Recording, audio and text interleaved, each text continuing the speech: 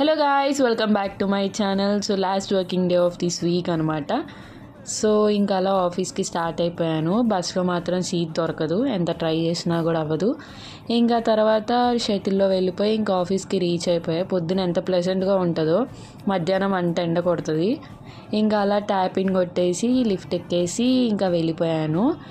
And మా దాంట్లో ఇవాళ ఫ్రైడే కాబట్టి అందరూ వర్క్ ఫ్రమ్ హోమే. మేము మాత్రం తప్పనిసరిగా రావాలి.